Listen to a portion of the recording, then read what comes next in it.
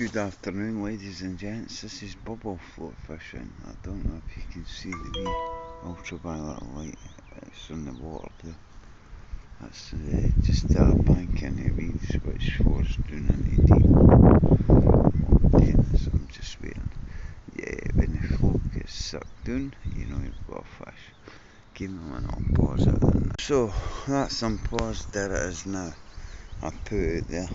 See it? I hope you can see it out. Yeah, I can magnify it, I think. But aye, there's right there. If that orange float goes down, then basically